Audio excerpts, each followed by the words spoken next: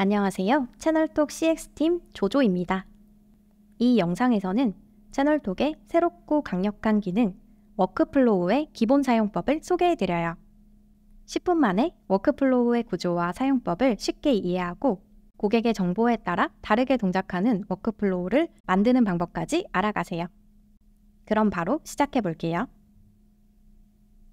채널톡에 접속하면 번개 모양의 워크플로우 메뉴를 클릭해서 워크플로우 페이지로 이동할 수 있어요. 새로운 워크플로우를 만들기 전에 잠시 워크플로우의 구조를 이해해 볼게요. 워크플로우는 트리거, 필터링, 액션의 구조로 나눠져 있어요. 쉽게 말해 어떤 이벤트가 있을 때 어떤 조건에 따라 어떤 행동을 할 것인지를 자동화하는 기능이죠. 이제 워크플로우 화면을 보면서 새로운 워크플로우를 만들어 볼게요. 워크플로우 만들기 버튼을 클릭하면 바로 사용할 수 있도록 잘 준비된 레시피도 보일 거예요. 하지만 이번에는 새로 만들기로 해볼게요. 이제 선택 가능한 여러 트리거가 보일 거예요. 어떤 이벤트가 발생했을 때 이 워크플로우를 실행할지 선택하는 과정인데요. 예를 들어 고객이 전화를 걸었을 때 전화를 전담하는 팀에 배정하고 싶다면 트리거는 고객이 전화를 걸었을 때로 선택하면 되겠죠. 트리거 중 가장 생소한 것은 아마 모듈형 워크플로우일 거예요. 모듈형 워크플로우는 트리거가 없는 워크플로우로 다른 워크플로우 중간에 이어붙여 사용하거나 매니저가 상담 중 수동으로 실행할 수도 있어요. 모듈형 워크플로우를 활용하면 반복 작업을 획기적으로 줄일 수 있으니 꼭 활용해 보세요. 이번에는 채널톡 버튼에서 새 상담 시작하기를 트리거로 선택해 볼게요. 트리거 선택 후에는 오른쪽 패널 안에 필터링 설정을 통해 더 상세하게 트리거 조건을 설정할 수도 있는데요. 특정 페이지에서만 워크플로우를 실행하게 하고 싶다면 페이지 필터링을 설정해 보세요. 저는 채널톡이 설치된 모든 페이지에서 워크플로우가 실행되도록 페이지 필터링은 설정하지 않을게요. 회원 여부나 언어 등 고객의 정보에 따라 워크플로우를 실행하고 싶다면 필터링을 설정해 주세요. 저는 언어가 한국어인 고객에게만 실행되도록 필터링을 설정해 볼게요. 연동의 필터링은 선택한 트리거에 따라 설정할 필요가 없을 수도 있어요.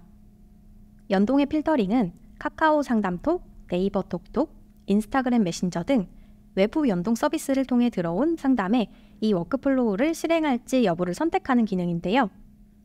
우리가 선택한 트리거는 채널톡 버튼에서 새 상담 시작하기이기 때문에 설정할 필요가 없어요. 이제 스케줄링 및 운영을 클릭해 볼게요. 워크플로우가 언제 동작할지 설정할 수 있는데요. 만약 비공개로 운영을 선택하면 이 워크플로우가 사이트에는 노출되지 않고 고객용 링크를 통해서만 접근할 수 있어요. 저는 운영 시간일 때만 작동하도록 설정해 볼게요. 이제 트리거와 필터링 설정이 끝났어요. 만약 필터링 조건을 다시 수정하고 싶다면 시작점 단계를 클릭하면 돼요. 이제 액션을 설정하는 단계가 남았어요. 앞서 설정한 트리거와 필터링 조건에 부합했을 때 어떤 동작을 할지 설정하는 과정이에요. 화면 가장 왼쪽에는 아까 선택한 트리거가 보이고 이 트리거와 화살표로 연결된 첫 단계가 보일 거예요. 다른 트리거와는 다르게 채널톡 버튼에서 새 상담 시작하기 트리거를 선택한 경우 자연스러운 고객 경험을 위해 첫 단계가 메시지와 일부 액션으로 고정되어 있어요. 새 상담을 시작한 고객에게 보여줄 인사말을 먼저 입력해 볼게요. 이후 액션을 선택하면 되는데 저는 응답 버튼을 선택해 볼게요. 응답 버튼은 고객이 직접 버튼을 클릭하여 단계를 이동하도록 설정하는 액션이에요. 과거 서포트봇을 이용해 보셨다면 익숙할 거예요. 3개의 응답 버튼을 만들었는데요. 이제 각 버튼과 연결할 수 있는 액션을 살펴볼게요. 액션의 종류는 크게 세 가지로 나눠져 있어요. 쉽게 설명하면 고객에게 보여지는 액션은 콘텐츠 액션, 고객에게 보여지지 않고 매니저의 업무 효율을 높이는 액션은 백그라운드 액션, 마지막으로 단계를 이동시키는 액션이 다음 단계로 이동이에요. 이 액션들 중 가장 궁금하실 만한 액션 2가지만 소개하고 직접 설정해 볼게요. 이외의 모든 액션에 대해 알고 싶다면 워크플로우 가이드 중 액션 가이드를 꼭 참고해 주세요. 첫 번째로 AI 에이전트 응대를 선택하면 고객이 새 상담을 시작할 때 AI 에이전트인 알프가 응대를 시작하게 돼요. 단, 알프를 사용하기 위해서는 사전에 알프가 정보를 잘 가져올 수 있는 창구를 만들어 두고 어떤 창구에서 정보를 가져올지 설정해야 해요.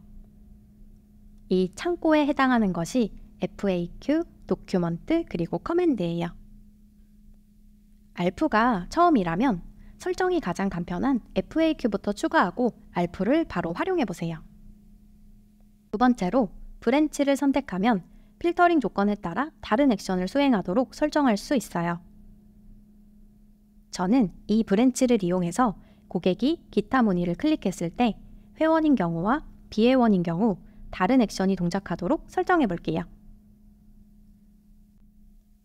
먼저 브랜치를 선택하고 필터로 회원이 맞는 경우 조건을 설정하고 저장해요. 그러면 회원이 맞는 경우와 아닌 경우로 브랜치가 나눠진 것을 확인할 수 있어요.